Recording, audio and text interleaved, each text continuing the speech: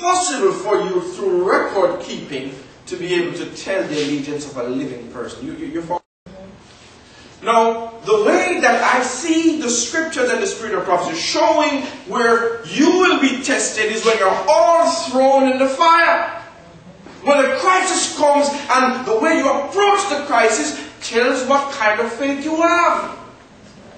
That is why it's important for us to examine. Linford read that verse the other night. Examine yourselves to see whether or not you're in the faith. It's not to see if you're in the belief, the doctrinal belief. It's to see if you have that faith. And so a crisis is going to test us. A crisis is going to prove us.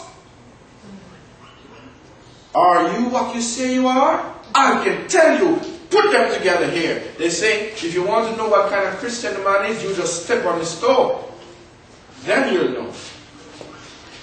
Somebody was sharing about the panel yesterday and some kind of behavior that was coming from the panel, which was good.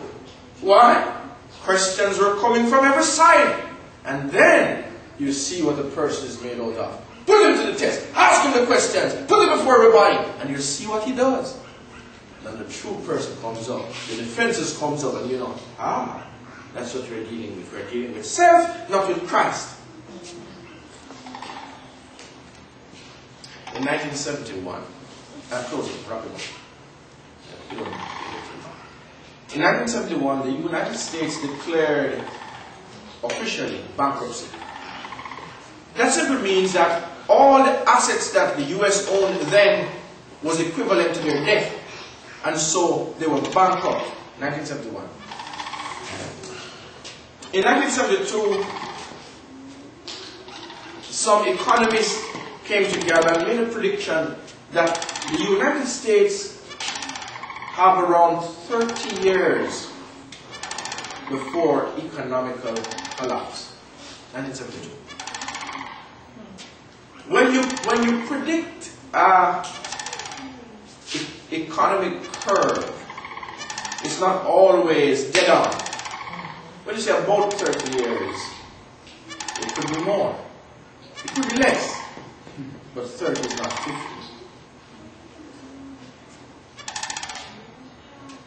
2 years ago,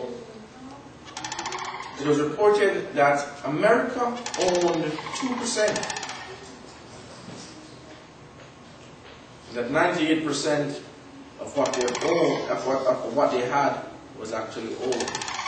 So they owned 2%. Something is amazing. When we talk about something that happened in Jamaica just the other day, where the Canadian currency actually, for the first time, well, in my history, he's much older than I am, in his 50s, and it's the first time in his lifetime, the Canadian dollar sold for more than the US dollar in Jamaica. I heard a brother giving an experience coming from Bolivia. He said, always, all his life, he's coming to America, he goes to the travel agency, makes his travel plans, he takes us in US dollars, and he pays for his flight. Last year, in December I think it was, he went to the travel agency to pay for his flight, and he started, and she said, oh no, we have gotten words from the government that we should not accept US dollars anymore. And she said, what? I've always... She said, yes, that's what they say. So, we'll go on the streets and buy the Bolivian currency and come and pay for your ticket in Bolivian dollars. And he says, it was an awakening because he says, the Bolivian currency is weak. Why would they want me to change my US dollars to Bolivian currency? But you know, Vin told me that when he was in Europe this past year, that the people will not accept his US. And he says, they said, please convert it to euro. And then the bank's not taking it, just like one bank is doing. So you have to go on the street and sell to the black market. And so you have to buy euro. Euro is what we recognize, not the US. Same brother told me that he read an article in Germany where they were superficially lowering the value of the euro to save the US dollars, and they're doing the same thing over in China. What is happening? Something is on there. 2 weeks ago I read an article in Jamaica that says the US depression will affect us. What? Now, these people said the depression is a surety, and that will be affected because our music and so on is marketed in the US. Tourism, we are building up all these hotels on the island. But he said, if the depression, when the depression strikes, we'll be affected.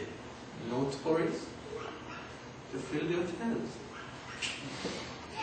Never thought of that. Well, I heard some other information that I thought would be just good to share. The government is heavily indebted, right? The US government. But they don't have any money. In fact, they are in debt to something like $500 million per day. This is what we know about. This is what is reported. And so, they don't have the assets, so they don't have the money. So guess what they do? They begin to print money. And so they're printing money at the rate of $1 billion every 2 days. Now, when we do this, I'm not an economist. I'm not an economist. I don't know how this thing operates around, but I can understand certain things. Now, when you print $1 billion per day to pay your debt and you don't have the assets for it, what happens? Inflation. Inflation. And devaluation. Right?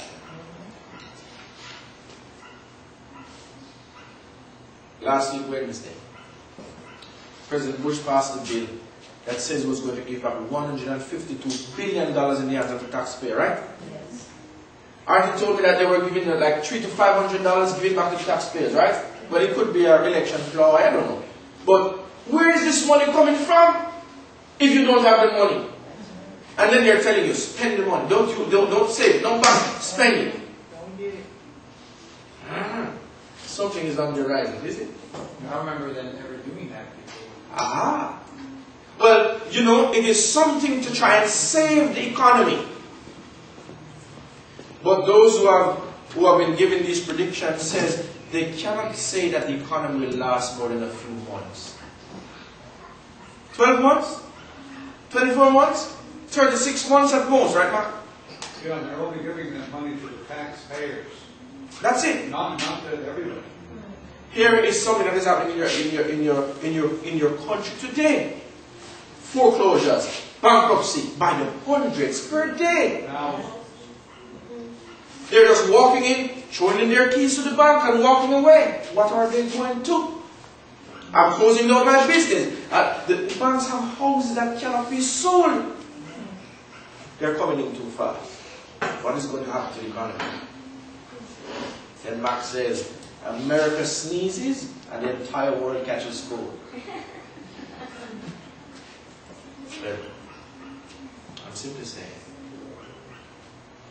things are fast wrapping up. Well, you can see. But I am happy that it's coming. Amen. You know why? It is going to test your foundation. It is going to wrench your foundation to the core. And I'm happy that it's coming. Because I want to know where I stand. Amen. But let me tell you this.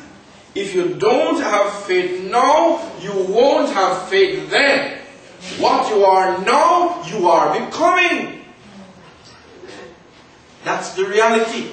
So then, the awakening says, where am I? What am I doing? Not because I need a piece of land in the country.